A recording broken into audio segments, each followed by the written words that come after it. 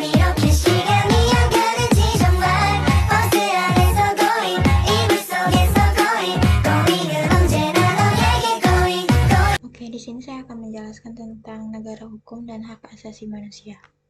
Terbelakang, negara hukum adalah negara yang menyelenggarakan kekuasaan pemerintahannya didasarkan atas hukum di negara yang hukum pemerintahan dan lembaga-lembaga lain melakukan tindakan apapun harus dilandasi oleh hukum dan dipertanggungjawabkan secara hukum. Hak asasi manusia merupakan dasar yang melekat dan dimiliki setiap manusia sejak lahir sebagai anugerah Tuhan Yang Maha Esa.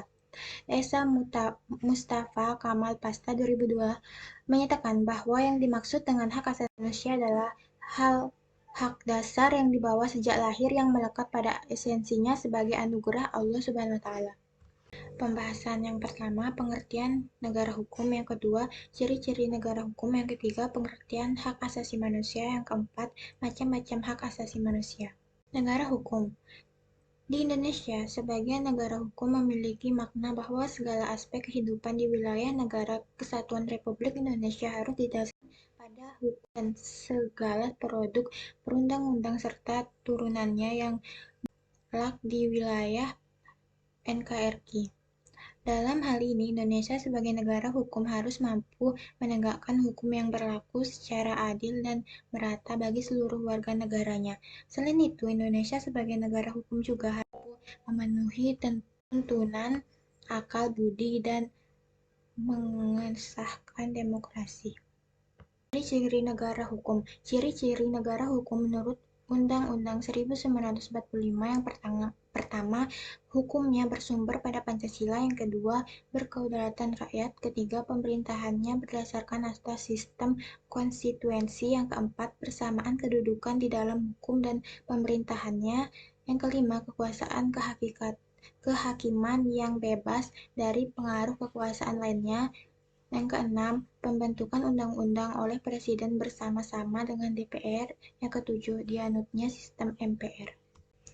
Pengertian hak asasi manusia. Menurut Undang-Undang Republik Indonesia Nomor 36 Tahun 1999 tentang hak asasi manusia, yang dimaksud dengan hak asasi manusia adalah seperangkat hak yang melekat pada hakikat dan keberadaan manusia secara makhluk Tuhan Yang Maha Esa dan merupakan anugerahnya yang wajib dihormati, dijunjung tinggi, dilindungi oleh negara, hukum, pemerintah, dan setiap orang demi kehormatan serta perlindungan harkat dan martabat manusia.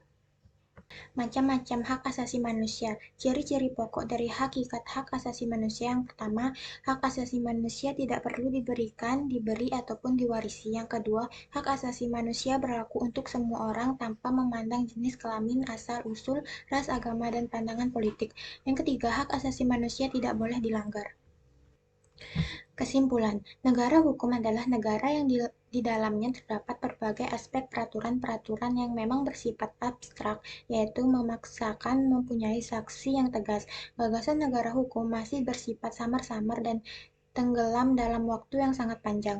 Hak asasi manusia merupakan hak yang melekat pada diri manusia yang bersifat kodratif dan fundamental, sebagai sesuatu anugerah Allah yang harus dihormati, dijaga, dan dilindungi oleh setiap individu, masyarakat, atau negara.